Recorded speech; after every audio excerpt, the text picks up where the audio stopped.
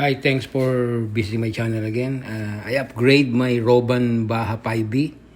I put some kill switch that you can put it in your remote to keep it safe when you run this one. So imagine this one is a very big, huge RC car. That's why you need to be safe to not hurt anyone.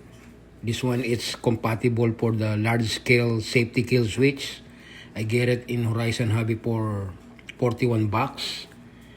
And if you want to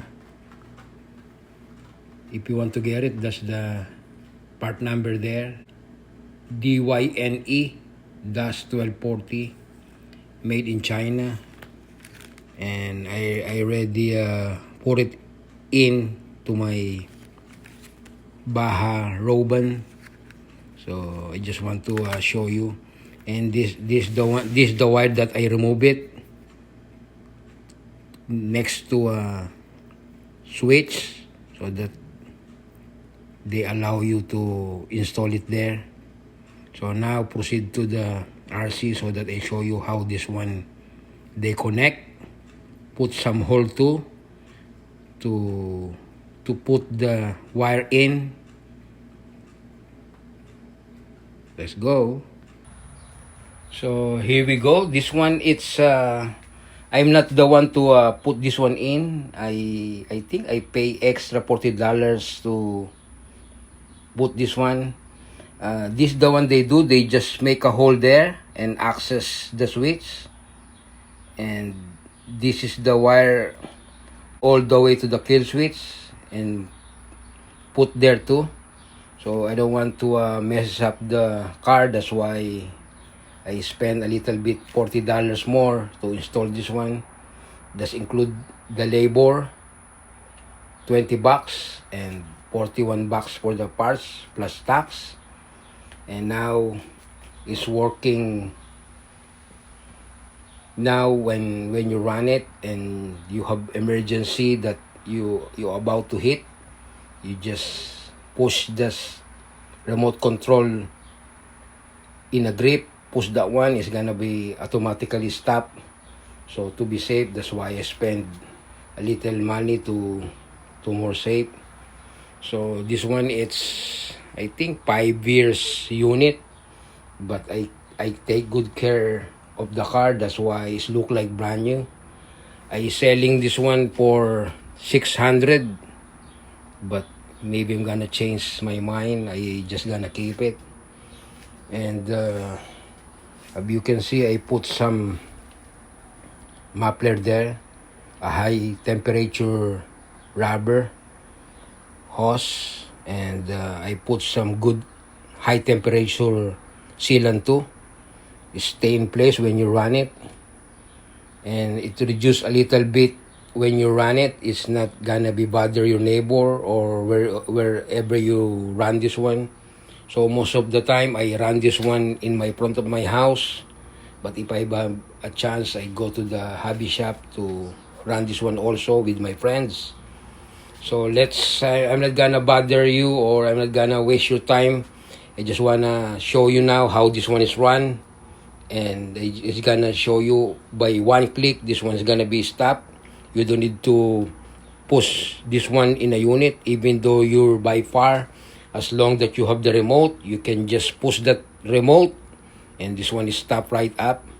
So let's do it and go outside and run this one really quick.